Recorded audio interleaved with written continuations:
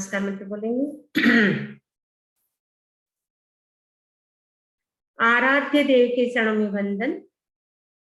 आदरणीय समणी जी, उपस्थित भाई तथा बहनों, आचारांक सूत्र का हमारा वाचन चल रहा है। इसके अंतर्गत आज हम 5वें चैप्टर को स्टार्ट करेंगे। पंचमम अध्ययनम लोक सारो। पंचमम यानी 5वां, अध्ययन का मतलब अध्ययन, लोक सारो यानी इसका नाम लोक सार है। परमो उद्देश्य, पहला उद्देश्य। इस अध्ययन में 6 उद्देश्य आएंगे। इसमें से आज हम प्रथम उद्देश्य की चर्चा करेंगे। तो सबसे पहले हम सूत्र का उच्चारण करेंगे। आवंती केयावंती लोयंसी विपरामुशंति अट्ठाए अनट्ठाए वा एषु चैव विपरामुशंति।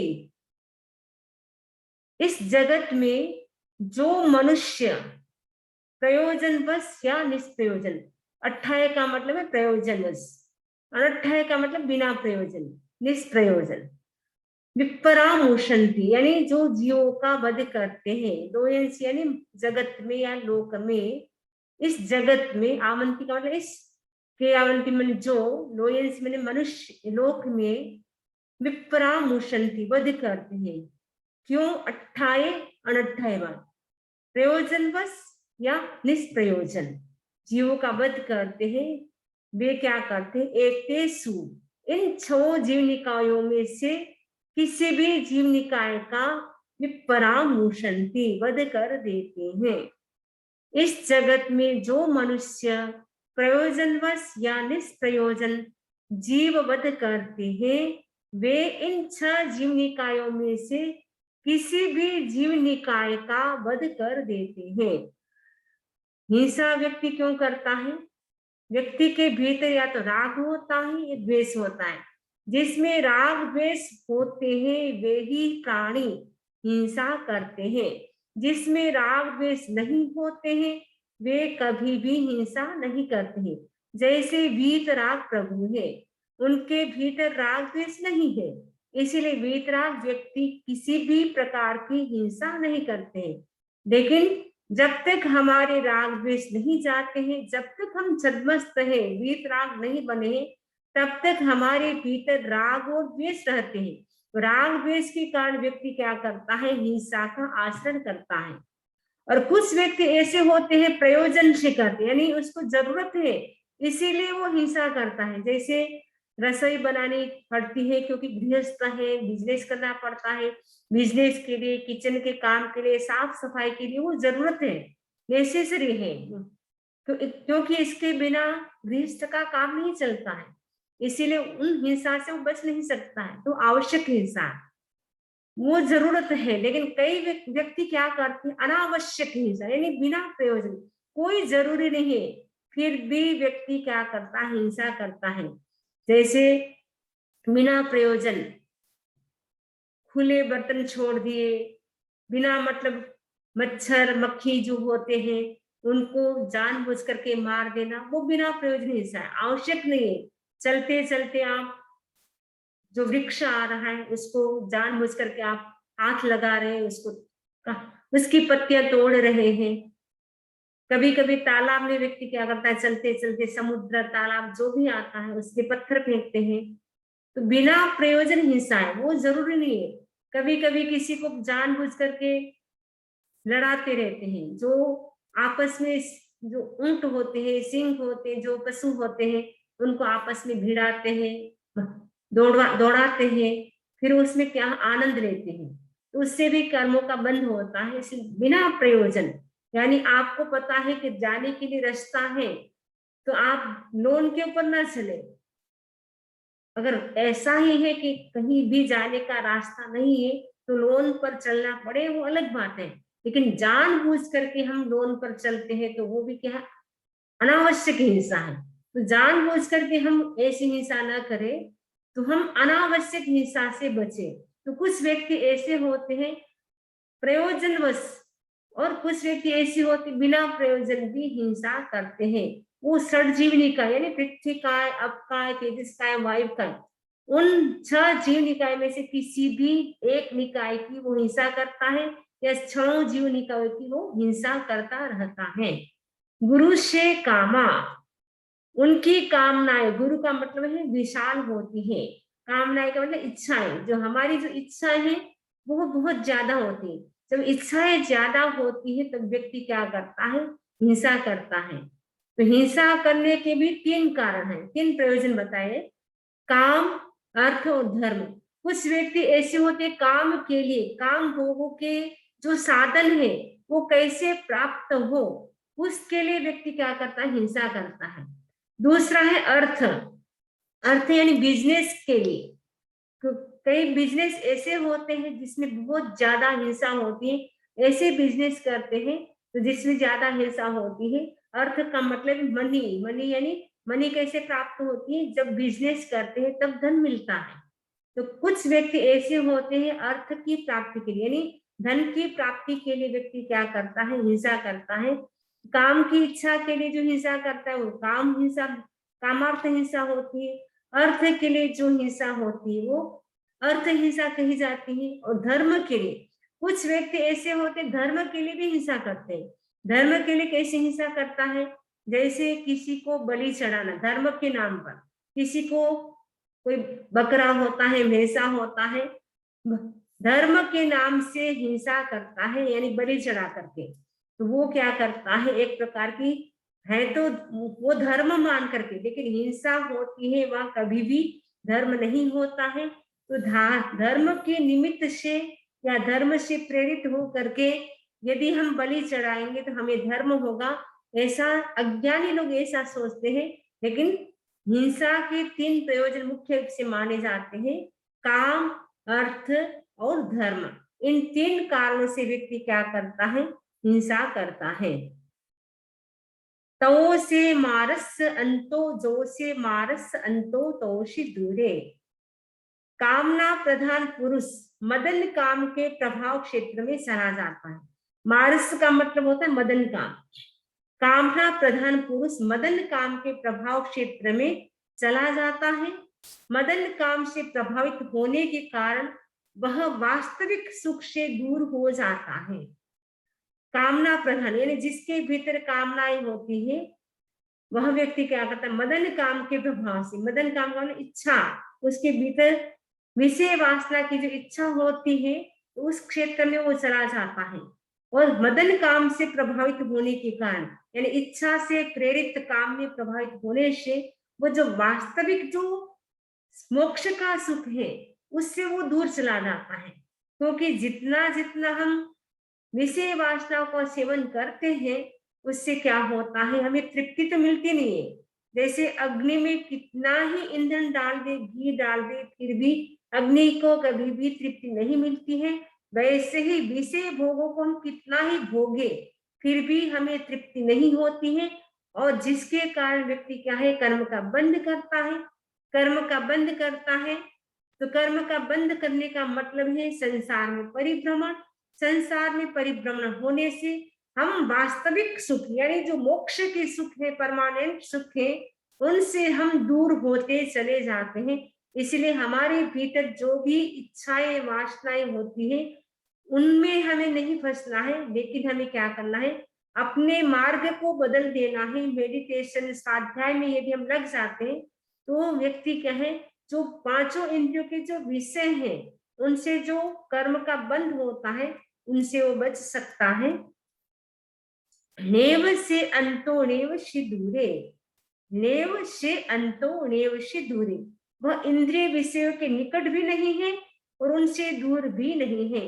यानी जिस व्यक्ति में इच्छा काम होता है, 5 इंद्रियों का जो विषय है, साधक बनने से एक बार त्याग दिया है, लेकिन अंदर से यदि इच्छाएं समाप्त नहीं हुई है तो वह इंद्रिय विषय के निकट भी नहीं है। निकट इसीलिए नहीं है क्योंकि वो साधु बन गया है, लेकिन अंदर से यदि इच्छाएं शांत नहीं हुई है तो वो उनसे दूर भी नहीं है।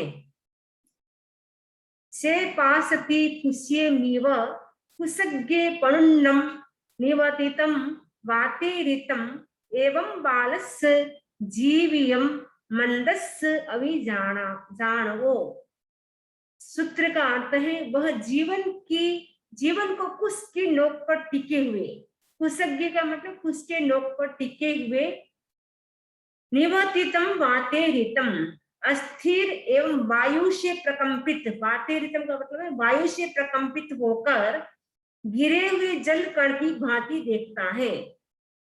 एवं इसी प्रकार बालस यानी अज्ञानी जीवन को मंदस यानी मंद है, अभी जानो मैंने अज्ञानी का जीवन भी ऐसा ही अनित्य होता है। जो त्यागी होता है, जो धर्मात्मा होता है, वह क्या जानता कि ये मनुष्य जो जीवन है वो कैसा है, उसकी नोक पर टिके हुए जल बिंदु की तरह स्थिर है।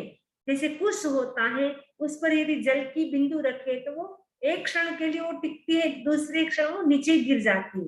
वैसे ही मनुष्य का जीवन भी क्षण भंगुर है। अभी हम सब यहाँ सही सलामत बैठे हैं, पता नहीं एक क्षण के बाद क्या होने वाला है वो हमें पता नहीं है, लेकिन हम सब निश्चिंत बैठे हैं। हमें लगता है कि हम सब यहाँ रहने वाले हैं, लेकिन मनुष्य का जीवन कैसा है, उसकी नोक पर टिके हुए अस्थिर वायु से प्रकंपित होकर गिरे हुए जल की भांति देखता है। मनुष्य जीवन इतना क्षण भंगुर है, वो कौन देखता है? जो त्यागी होता है उसे लगता है कि मनुष्य जीवन कितना क्षण भंगुर है, इसलिए जितना हम इस शरीर से लाभ ले उतना हमारा है। इस मनुष्य जीवन में ही हम कुछ कर सकते हैं, बाकी कोई ऐसा जीवन नहीं है जिसमें हम त्याग प्रत्याख्यान कर सके, धर्म ध्यान कर सके। तो मनुष्य जीवन भी हमारा बहुत छोटा है, क्योंकि इस 5वें आर्य में हमारी आयुष्य भी बहुत कम है, आयुष्य बहुत थोड़ा है। चौथे आर्य के व्यक्तियों का आयुष्य भी बहुत लंबा लंबा होता था, लेकिन जो भोग भूमि के होते थे, जो अकर्म भूमि के मनुष्य होते थे, वे तो धर्म ध्यान नहीं कर सकते थे, लेकिन जो कर्म भूमि के मनुष्य होते थे वे ही धर्म ध्यान कर सकते थे। उनकी आयुष्य भी बहुत लंबी होती थी। मरुदेव माता की 1 करोड़ पूर्व वर्ष की थी, भगवान ऋषभ की 84 लाख पूर्व वर्ष की थी। कितनी लंबी उम्र थी। उसके आगे हमारे तो 84 वर्ष आ जाए तो भी बहुत है। छोटा सा हमारा जीवन है, उसमें जितना हम धर्म ध्यान कर ले उतना ही हम मनुष्य जीवन को सफल कर सकते हैं। तो जो त्यागी व्यक्ति होता है वो जानता कि जीवन तो क्षण भंगुर है, इसीलिए हमें क्या करना, इस जीवन का लाभ लेना है। ये मनुष्य जीवन है, बार बार मिलने वाला नहीं है। बाल मंद और अज्ञानी का जीवन भी ऐसा ही अनित्य है। वो सोचता है कि जो बाल का मतलब है एकदम कुछ भी नहीं जानता है, मंद है, यानी जिसकी बुद्धि बहुत कम है, अज्ञानी है। अज्ञानी का मतलब जो मिथ्यात्व है। जीवन सबका कैसा है? हमारा सभी का जीवन अनित्य है। अनित्य का मतलब है स्थायी रहने वाला नहीं है। तो अनित्य जीवन है मनुष्य का जीवन, जो अनित्य है। उस अनित्य जीवन में से हम कितना लाभ ले सकते हैं वो हमें चिंतन करना है। पुराणी कम्माणी बाले पकुमाणे तेन दुखेन मूढ़े विपर्या सुगेई। पुराणी कम्माणी क्रूर कर्म वाले। कौन क्रूर कर्म करता है? बाले, बाले यानी अज्ञानी। अज्ञानी मनुष्य क्रूर कर्म करता हुआ, पकुमाणी का मतलब करता हुआ, दुख का सृजन करता है। दुख का सृजन का मतलब दुख को उत्पन्न करता है, क्योंकि अज्ञानी मनुष्य है, उसके पास ज्ञान नहीं है या मिथ्यात्मी है, जिसके कारण वो क्या करता है? क्रूर कर्म करता है। क्रूर कर्म करने से क्या होगा? दुख का वो सृजन करता है, यानी दुख को पैदा करता है। जितने जितने व्यक्ति क्रूर कर्म करता जाएगा उससे दुख और अधिक बढ़ेगा, क्योंकि क्रूर कर्म से करेगा कर्म का बंधन होता है, और कर्म का बंधन होने से व्यक्ति क्या है? दुखों को इन्विटेशन देता है। यानी क्रूर कर्म किया इसका मतलब है दुख हमारे लिए तैयार है। ऐसे स्थानों में जन्म होगा जहां दुख ही दुख मिलेगा, वह उस दुख से मूढ़ होकर विपर्यास को प्राप्त होता है। विपर्याय का मतलब विपर्यास को प्राप्त होता है। विपर्यास का मतलब है सुख का अर्थी होकर दुख को प्राप्त होता है। चाहा तो है सुख को प्राप्त करने के, लेकिन उल्टा हो जाता है, वो दुख को ही प्राप्त हो जाता है।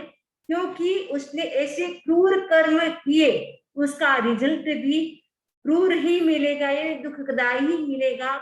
उसको कहीं पर भी शांति नहीं मिलेगी, सुख नहीं मिलेगा, क्योंकि जैसा कर्म करता है उसका फल उसे उसी रूप में मिलता है, ब्याज सहित मिलता है। कर्म तो आपने थोड़ा किया, लेकिन उसका ब्याज इतना बढ़ जाता है, उसका और ज्यादा कर्म बंधता है, उसका रिजल्ट बड़ा भयानक भयानक होता है।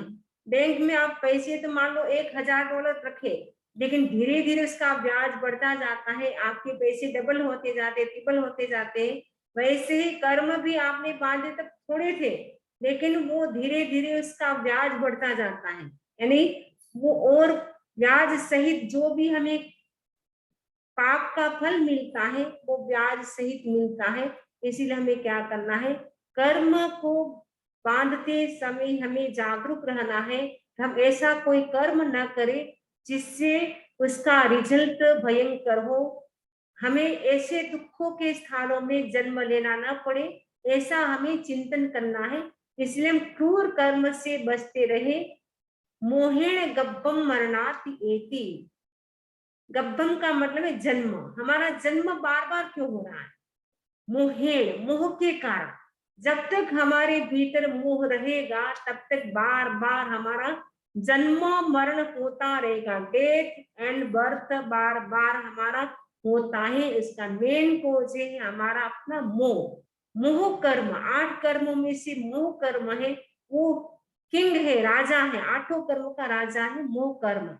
मोह के कारण व्यक्ति का बार बार जन्म मरण होता है। जो तीसरा अध्ययन था उसका जो 14 सूत्र था, वहां तो ऐसे कहा था कि माया और प्रमाद के कारण व्यक्ति का बार बार जन्म होता है। यहाँ पे कहा है कि मोह के कारण व्यक्ति का बार बार जन्म होता है। ऐसे देखे तो माया और प्रमाद दोनों ही मोह में ही इंक्लूड हो जाता है, क्योंकि मोह की 28 प्रकृति है, उसमें माया है, प्रमाद है, वो सब कसाय के अंतर्गत आता है।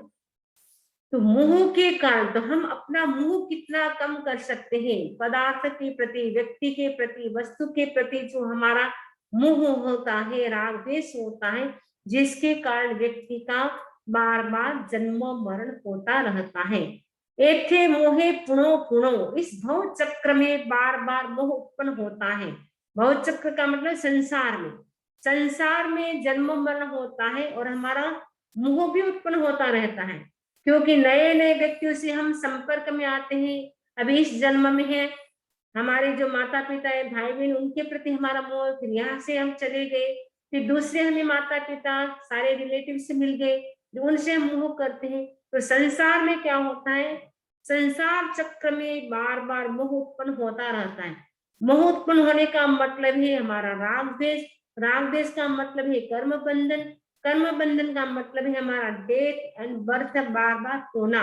यानी संसार चक्र में 84 के चक्कर में बार बार परिभ्रमण तैयार होता है मोह के कारण।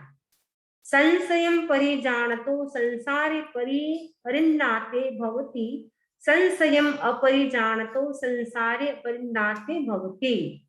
जो संशय को जानता है, संशयम परिजानतो का मतलब संशय में संशय को परिजानने जानता है। संसार परिन्नाते, वह संसार को परिन्नाते भवति, संसार को भी जान लेता है। संशयम अपरिजानतो, जो संशय को नहीं जानता है, संसारे अपरिन्नाते भवति, वह संसार को भी नहीं जानता है। संशय को जानता है वह संसार को जान देता है। गे का ज्ञान और हे का परित्याग कर देता है। संसार को जानने का मतलब गे यानी क्या जानने योग्य है, हे का मतलब है क्या छोड़ने योग्य है।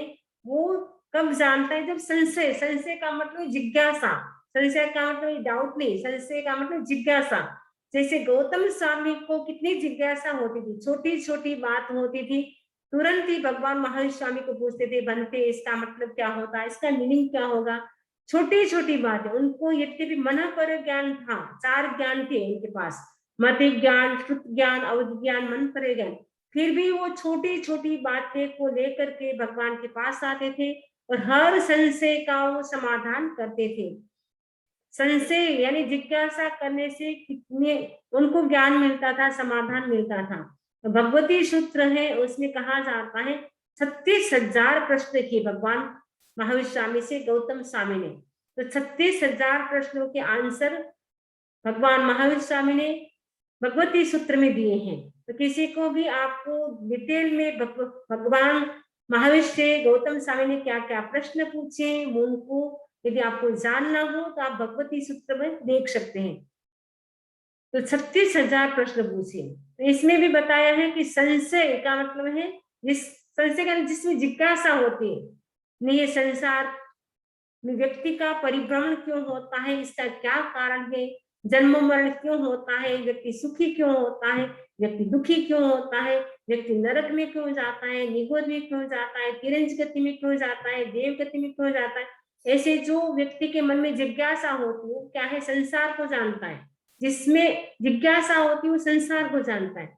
जिसमें जिज्ञासा नहीं होती है, संशय नहीं होता है, वो संसार को भी नहीं जानता है।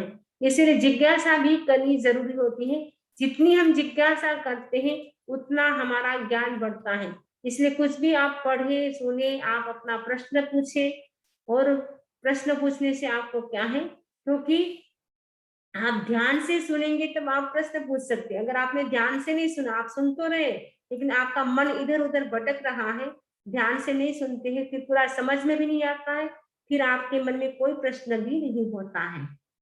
जे छे से सागा रियम न सेवये। छे का मतलब है जो इंद्रिय जयी है, जिसने इंद्रियों को जीत लिया है। से सागार्यम, वह मैथुन का सेवन नहीं करता। सागार्यम का मतलब मैथुन का, सेवन नहीं करता है। संसार का कारण क्या है, आश्रम है, और उसका मुख्य कारण क्या है, राग है। तो मैथुन रागात्मक होता है, इसलिए कहा है कि जो छह के इंद्रिय जयी है वह मैथुन का सेवन नहीं करता। प्राय काम सेवन के लिए मनुष्य हिंसा, असत्य, स्तेय यानी चोरी, परिग्रह आदि आश्रव में प्रवृत्त होता है। चूर्णी में छेक का अर्थ अनुपहत इंद्रिय जयी, जिसका कोई अपवाद नहीं है। वृत्ति में छेक का अर्थ निपुण, पुण्य पाप को जानने वाला। सागारिक का अर्थ है मैथुन। तो आपको समझ में आ गया कि मैथुन का सेवन कौन करता है, जिसमें राग होता है, रागात्मक भावना होती है। और जब ये सब होता है तो पांचों जो प्रकार के पाप है, हिंसा, झूठ, चोरी, मैथुन, परिग्रह आदि आश्रम में वो प्रवृत्त होता है। इसलिए साधक के लिए मनाही है कि वो पूर्ण रूप से मैथुन सेवन नहीं करेगा, उसका पालन करेगा, ब्रह्मचर्य व्रत का। कट्टु एवं अभिजानो विद्या मंदस बालया। कट्टु एवं अभिजानो, जो मैथुन का सेवन कर लेता है और पूछने पर अभिजानो यानी मैं नहीं जानता, विद्या मंदस बालया यह कहकर उसे अस्वीकार कर लेता है, यह उस मंदमती की दोहरी मूर्खता है। एक तो वो पाप का सेवन करता है, दूसरी ओर पूछने पर बोलता है मैंने नहीं किया है। वो चौथे महाव्रत का भी भंग करता है, और असत्य बोलने से दूसरे महाव्रत का भी वो मंदमती अज्ञानी क्या है उसका भी वो भंग कर लेता है। लद्धा होरथा पड़ी लिहाय आगमित्ता आण विज्जा अणा सेवणयाय पिबेमी। लद्धा हुरत्था, लद्धा का मतलब प्राप्त, हुरत्था माने कदाचित, जो काम वो प्राप्त है। बड़ी लेहाए तो उस पर विचार करे, विचार करके आगमित्ता उनके आज सेवन की आज्ञा न दे।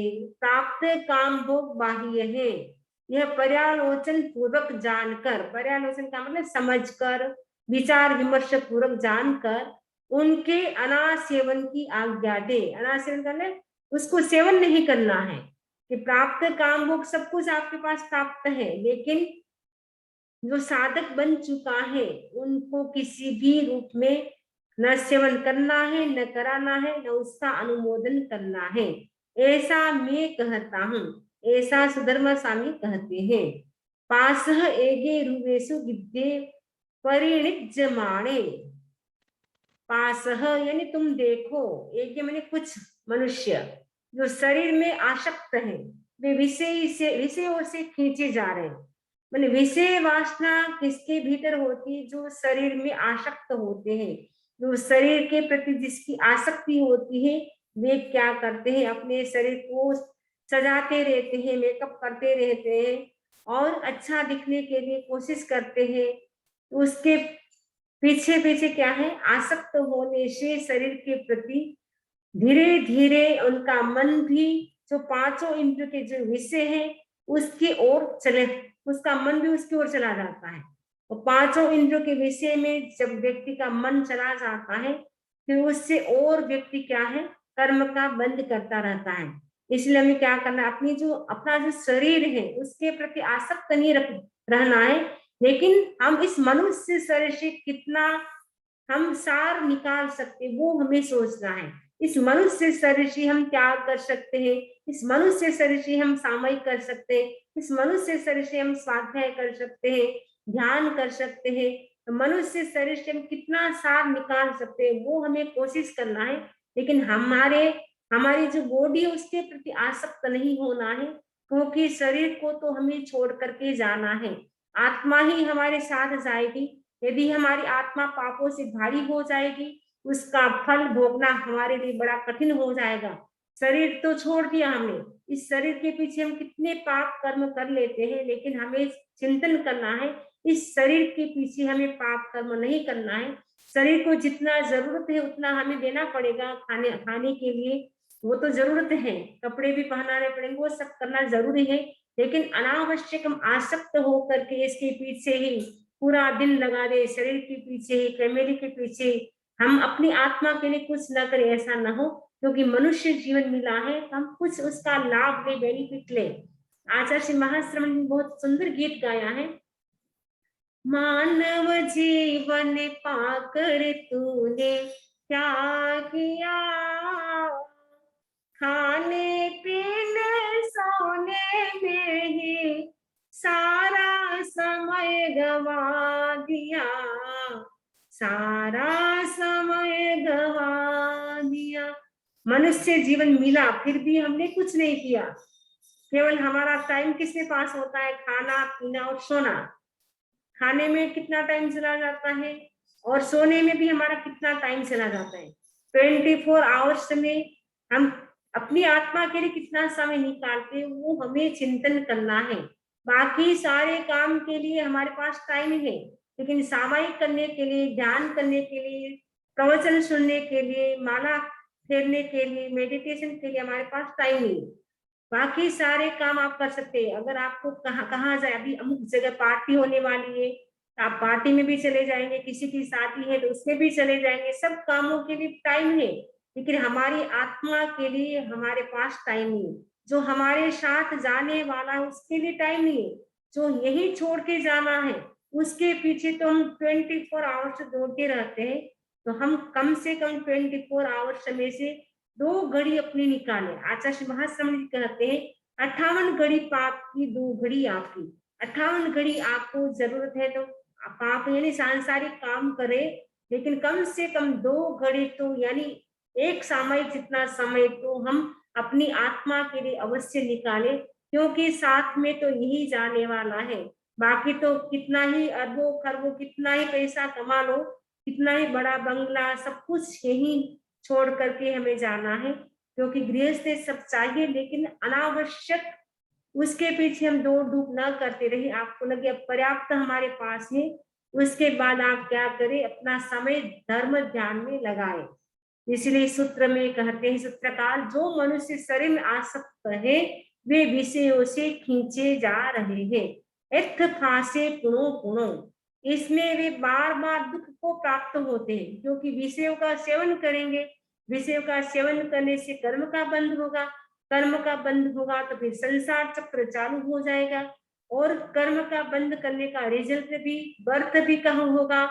जहाँ भयंकर कष्ट होते हैं, ऐसे स्थानों में जन्म होने से बार बार वो क्या करते हैं? दुख को प्राप्त होते हैं। दुख नहीं चाहते, चाहते तो सुख है, लेकिन उल्टा हो जाता है, उसका रिजल्ट दुखमय होता है। क्योंकि पांचों इंद्रियों के विषय है वो हमें दुख की ओर ले जाते हैं। आवंती के आवंती लोयन से आरंभ जीवी, एषु चैव आरंभ जीवो। इस जगत में जितने मनुष्य आरंभ जीवी हैं, आरंभ जीवी का मतलब हिंसा करने वाले हैं, हिंसा की प्रवृत्ति में लगे हुए हैं, वे इन विषयों में आसक्त होने के कारण ही आरंभ जीवी हैं। आरंभ जीवी क्यों है, यानी आरंभ जीवी का मतलब हिंसा क्यों करते हैं, क्योंकि वो विषयों में लगे हुए हैं। तो पांचों इंद्रियों के जो विषय हैं उसमें वो आसक्त बने हुए हैं। इसके कारण वो क्या करते हैं, अलग अलग प्रकार की वो हिंसा करते जाते हैं। जिसकी इच्छाएं ज्यादा होती है वह व्यक्ति ज्यादा हिंसा करता है, और जिसकी इच्छाएं सीमित होती है वह व्यक्ति हिंसा भी कम करता है। इसलिए हम क्या करें, अपनी इच्छाओं को लिमिट करें, सीमित करें। जितनी हमारी जो डिजायर्स है उसको हम लिमिट करेंगे उतनी ही हिंसा कम होगी, क्योंकि इच्छाओं आकाश समान अनंत। इच्छाएं तो हमारी आकाश के समान अनंत है।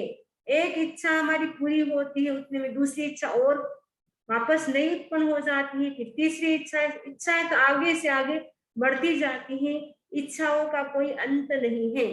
तो हमें क्या करना, अपनी इच्छाओं को क्या करना है, कंट्रोल में रखना है। तो जितनी इच्छाएं शांत रहेगी इतनी हिंसा भी हम कम करेंगे, और इच्छाएं बढ़ती जाएगी तो वैसे वैसे जैसे जैसे लाभ होता है वैसे वैसे व्यक्ति का लोभ भी बढ़ता जाता है। हमें क्या करना है, कंट्रोल करना, ब्रेक करना है। जितना हम ब्रेक करेंगे अपनी इच्छाओं पर उतना ही हम शांति का, आनंद का जीवन जिएंगे। ज्यादा इच्छाएं जिसमें होती है वह व्यक्ति स्वयं भी शांति से जीवन नहीं जीता है, और आसपास में जो होते हैं उनको भी शांति से जीवन नहीं जीने देते। आज मुझे ये चाहिए वो चाहिए, आगे से आगे डिमांड चालू रहती है, जिससे व्यक्ति सामने वाला भी परेशान हो जाता है, स्वयं भी अशांति का जीवन जीता है, सामने वाले व्यक्ति को भी शांति का जीवन जीने नहीं देते हैं। इसीलिए हमें क्या करना है, पीसफुल हमें जीवन जीना है, पर्पजफुल जीवन जीना है, और प्रोग्रेसिव जीवन जीना है। इत्थ भी बाले परिपच्यमाणे रमति पावेहिम कम्वेहिम असरणे शरणंति मन्नमाणे। अज्ञानी साधक संयम जीवन में भी विषयाकांक्षा से छटपटाता हुआ, असरण को शरण मानता हुआ पाप कर्मों में रमण करता है। जो अज्ञानी पुरुष है, संयम जीवन भी ले लिया, फिर भी जो इनकी इच्छाएं हैं वो शांत नहीं हुई है। इसीलिए वो क्या पता है, ये संसार के सारे पदार्थ अनित्य है, वो जानता है, फिर भी उनको शरण मानता है, बस यही मुझे शरण देने वाले, यही मेरे प्राण के रक्षक है। फिर भी मनुष्य क्या करता है, मूर्छा के कारण उन पदार्थों को शरण मानता हुआ पाप कर्मों में रमण करता है। संसार के सारे पदार्थ अनित्य हैं, कोई भी स्थायी नहीं है, वो सब कुछ जानता है, फिर भी मन क्या होता है, विषय की ओर होता है। विषय वासना के प्रति होने से व्यक्ति क्या करता है, मूर्छा उसमें हो जाती है। विषयों के प्रति मूर्छा होने से वो क्या है, जो पदार्थ है अनित्य है, वो हमारी शरण देने वाले नहीं, हमें शरण देने वाले नहीं है, फिर भी वो क्या करता है, उसको नित्य मानता हुआ पाप कर्मों में रमण करता है। संसार के सारे पदार्थ अनित्य है, धन वैभव सब कुछ अनित्य है, इवन हमारा शरीर भी अनित्य है। इमं शरीरम अनित्यम, एवं शरीरम अनित्यम, ये अनुप्रेक्षा करनी चाहिए। शरीर अनित्य है, ये संसार के जो भी पदार्थ है वो अनित्य है, सब काम भोग अनित्य है, कुछ भी स्थायी रहने वाला नहीं है। आचार्य तुलसी ने भी गीत में बहुत सुंदर गाया है, रे चेतन मगरू रे में क्यों फूलो जावे है, हे अनित्यता जग रे क्यों भूलो जावे है। आज के महल मंजुल मन भावना, मंजुल मन भावना, माया खंडहर देखा आख्या भर भर आवे है, रे अनित्यता जगरी तो फूल जावे। ये संसार के सारे पदार्थ अनित्य है, फिर भी व्यक्ति क्या है, विषय वासनाओं के प्रति विषय जो पांचों इंद्रियों के हैं उनके प्रति मूर्छा होने से जो पदार्थ हमें प्राण देने वाले नहीं है, अनित्य है, फिर भी क्या है, मूर्छा के कारण व्यक्ति क्या करता है, पाप कर्मों में रमण करता है, यानी पाप कर्मों का वो बंधन करता रहता है। यह मेघे सिम एक चर्या भवती से बहु कोहे बहु माणे बहु माये बहु लोए बहु रहे बहु नड़े बहु सड़े बहु संकप्पे आसव शक्ति पलियुच्छन्ने उठिय वायम पवै माणे मा में केई अदक्षु अन्नाण पमाय दोषेणम संयम मूढ़े धम्मम नाभिजानहि।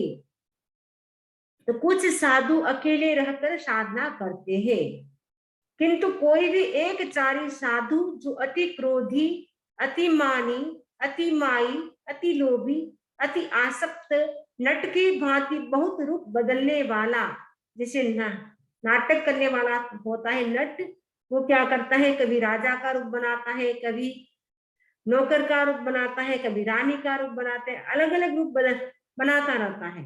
तो नट की भांति बहुत रूप बदलने वाला, नाना प्रकार की सठता छल कपट और संकल्प करने वाला, आश्रवों में आसक्त और कर्म में आचरण होता है, मैं उद्यत हुआ हूं ऐसी घोषणा करने वाला कोई देख न ले, इस आशंका से छिपकर अनाचरण करता है। एक तरफ वो साधु बन गया है, दूसरी तरफ वो क्या करता है, दोषों का सेवन करता है, दोषों का सेवन भी करता है और मन में डर भी रहता है, कोई मेरे दोषों को, मेरे पाप को कोई देख न ले, इसीलिए और क्या है, उसको छुपाता है कि दूसरे पर वो असत्य भाषण करता है, यानी झूठ का प्रयोग करता है। वह अज्ञान और प्रमाद के दोष से सतत मूढ़ बना हुआ एक चारी होकर भी धर्म को नहीं जानता है। वह अकेला है, अकेला ही साधना कर रहा है, लेकिन साधना दिखाने के लिए कर रहा है, लेकिन अंदर से वो दोषों का सेवन करता है। तो ऐसा मूढ़ व्यक्ति, प्रमादी व्यक्ति, अज्ञानी व्यक्ति क्या है, धर्म को नहीं जानता है, केवल बाहर से साधु का वेश पहन लिया, लेकिन अभी तक उसके हृदय में धर्म नहीं उतरा है, इसलिए वो इस प्रकार के दोषों को सेवन कर सकता है। वरना जिस व्यक्ति के हृदय में धर्म उतरता है वह कभी भी ऐसे दोषों का सेवन नहीं कर सकता है। अट्टापया मानव कम्म कोविया जे अणुवरया अविज्जाये पलि मुख माहु आवट्टम अणुपरियट्टन्ति पिबेमि। अट्टा, अट्टा का मतलब है जो पीड़ित है, मानव का मतलब मानव। हे मानव, जो लोग विषयों से पीड़ित हैं, प्रवृत्ति कुशल हैं, आश्रव से विरत नहीं हैं और जो अविद्या से मोक्ष होना बतलाते हैं, वे संसार के भंवर जाल में चक्कर लगाते रहते हैं। ने जो विषयों से पीड़ित है, प्रवृत्ति कुशल है और आश्रव से विरत नहीं, आश्रव यानी मिथ्यात्व, अव्रत, प्रमाद, कसाय, उनका ही निरंतर सेवन करते रहते हैं। अविद्या से, अविद्या का अज्ञान से जो मोक्ष बतलाते हैं, अज्ञान से कभी भी मोक्ष नहीं होता, यानी मिथ्यात्व का कभी भी मोक्ष नहीं होता है। जब सम्यक्त्व की प्राप्ति होती तब मोक्ष होता है। जो अविद्या से मोक्ष होना बतलाते हैं, वे क्या करते हैं, संसार के भंवर जाल में चक्कर लगाते रहते हैं। जैसे समुद्र में कैसे कभी कभी भंवर आती है, उससे व्यक्ति डूब जाता है, वैसे संसार के भंवर जाल में व्यक्ति क्या है, चक्कर लगाते रहते हैं, बार बार जन्म मरण करते रहते हैं, संसार में ही व्यक्ति की अनंत काल तक भटकता रहता है। तो हमें क्या करना है, संसार चक्र से मुक्त होना है। हमें जो आश्रव है, मिथ्यात्व, अव्रत, प्रमाद, कसाय, उनसे हम कितना बच सकते हैं, 18 पापों से हम कितना बच सकते हैं, वो हमें चिंतन करना है।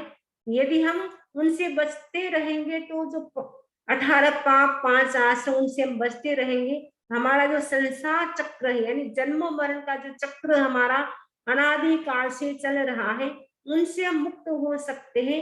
जब हम प्रमाद को छोड़ेंगे, आश्रव को छोड़ेंगे, जो 18 पाप है उनसे हम बचने की कोशिश करेंगे कि कम से कम हम मिनिमाइज करें, यानी पापों को कितना हम कम कर सकते हैं, क्योंकि गृहस्थ है तो पूर्ण रूप से नहीं बच सकते, लेकिन कम से कम हिंसा से काम हमारा चल सकता है, तो ऐसा तो हम कर ही सकते हैं। तो हमें क्या करना है, जो 5 आश्रम है, 18 पाप है, उनसे हमें बचने की कोशिश करना है। जब हम इनसे बचने की कोशिश करेंगे तब हमारा जो संसार चक्र अनादिकाल से चल रहा है, उन संसार चक्र से हम एक दिन ऐसा आएगा हम मुक्त हो जाएंगे। इसी आशा के साथ ओम अरहम, ओम अरहम। ये अध्ययन हमारा कंप्लीट, पहला जो उद्देश्य है 5वां अध्ययन का वो कंप्लीट हो गया है। 5वें उद्देश्य जो 5वां चैप्टर है उसके 6 उद्देश्य हैं, उसमें से प्रथम उद्देश्य कंप्लीट हुआ है। अब आगे के चैप्टर जो है इसके उद्देश्य के वो हम बाद में सुनेंगे। इसी आशा के साथ ओम अरहम, ओम अरहम। तो bio उद्देश्य कल लगभग हम चलाने की कोशिश करेंगे, भाव रखते हैं।